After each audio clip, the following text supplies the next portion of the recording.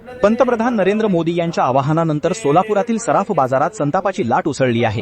सोने चांदी व्यवहार ठप्प झाल्यास व्यवसाय बंद पडून कारागिरांवर उपासमारीची वेळ येईल अशी भीती व्यापाऱ्यांनी व्यक्त केली। काही कारागिरांनी भावनिक प्रतिक्रिया देत आत्महत्येची वेळ येऊ शकते असेही म्हटले। मोदी सरकारचा निर्णय तुगलकी असल्याची टीका करत बाजारात चिंतेचे वातावरण निर्माण झाले आहे। या वाक्यातच या पंतप्रधानांचा पराभव झालेला दिसतोय। देशाचा पंतप्रधान जर इथल्या सामान्य नागरिकांना म्हणत असेल की पेट्रोल डिझेल वापरू नका, सोने 1 वर्ष खरेदी करू नका, सगळ्यात मोठा पराभव आहे। आज यांचा देशाचे खासगीकरण करण्याचा प्रयत्न चालू आहे। तशाच पद्धतीने हा यांचा निर्णय आहे। यातली सगळ्यात मोठी इंडस्ट्री म्हणजे gems and jewellery industry Bharat देशातली आहे। 60% जीडीपी मध्ये या इंडस्ट्रीचा वाटा आहे। तर हा यांचा डोळा या अदानी आणि अंबानीच्या घशामध्ये का अडाणीच्या घशामध्ये घालायचा आहे का, हा प्रश्न आम्हाला सामान्य वापरना पडलेला आहे।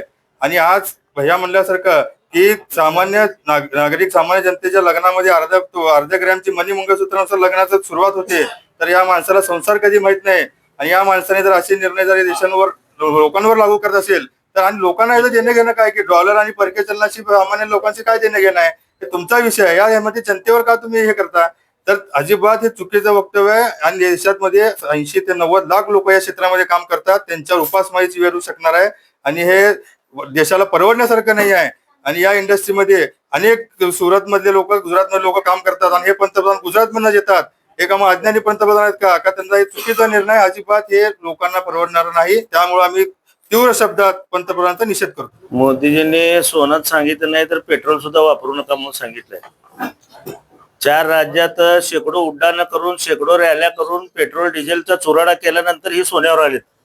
ही पश्चात बुद्धी झालेली आहे मोदी साहेबांना। अहो, ज्या व्यवसायावर करोडो लोक जगतात, ज्या व्यवसायावर करोडो लोकांचा विश्वास आहे, जे आपल्या सोनाराकडे पिढ्यानपिढ्या दागिने घडवतात, अशा व्यवसायावर तुम्ही आमच्या घाला घालत आहेत। जवळपास 1.5-2 कोटी लोक या व्यवसायावर अवलंबून आहेत। सराफाने जर सोनं नाही विकलं तर त्यांच्या लेकराबाळांनी खायचं काय, त्यांनी घेतलेल्या कर्जाचं करायचं काय, त्याचं व्याज कोण भरणार, त्याच्या नोकराची पगार कोण देणार, आणि नोकराला काढल्यावर नोकरानं काय उद्योग करायचा, याचं कसलंही मार्गदर्शन मोदी साहेबांनी केलं नाही। मोदी साहेब, तुम्ही हिंदू धर्माचा फार पुरस्कार करता, परंतु गळ्यात अर्धा ग्रॅम असू दे किंवा 1 ग्रॅम असू दे, त्याची वाटी मणी मंगळसूत्र घातल्याशिवाय आपल्या हिंदू लोकांचा संसार सुरू होत नाही। अशा हिंदू धर्माच्या पवित्र मंगळसूत्रावर देखील तुम्ही घाला घातलात। तसं तर तुम्हाला मंगळसूत्राची काय किंमत आहे हे माहित नाही, हे नाही सगळ्या देशाला पण माहित आहे। त्यामुळे आमची जी काय उपजीविका आम्ही कष्ट करून खातो, आम्ही कुणाच्या चोऱ्या करत नाही। आज हॉलमार्किंगच्या दागिन्याशिवाय आम्ही धंदा करत नाही। असं असताना प्रामाणिकपणे सचोटीने व्यवसाय करणाऱ्या तुम्ही सोनं विकताना पण पैसे घेता आणि मोडताना पण 3% जीएसटी घेता। एवढा महसूल कुठल्याही व्यवसायात मिळत नाही, कारण जिथं सोनं विक्री केली जाते तिथं जेव्हा खरेदी केलं तेव्हा 3% म्हणजे डबल मिळते गव्हर्नमेंटला। असं असताना तुम्ही करोडो लोकांच्या पोटावर पाय द्यायला निघालेला आहात। हा पश्चात बुद्धी आहे आणि हा पंतप्रधान मोदींचा पराभव आहे। देशाचे पंतप्रधान जरा अशी डोके फिरल्यासारखी भाषा जरा वापरत असेल तर आमच्या कारागीर लोकांची उपासमारी करून उद्या आत्महत्या केल्याशिवाय आमचे राहणार नाही। कारण आम्हाला उपजीविका नसल्याशिवाय आम्ही काम, गिराकाने जर सोनं नाही खरेदी केले तर आम्ही काम करायचं काय, मग आमच्या बायका लेकरं सांभाळायचे कसे व बँकेचे कर्ज भरायचं कसं? का मोदी साहेबांनी आम्हाला काय कुठलं अनुदान देणार आहेत का?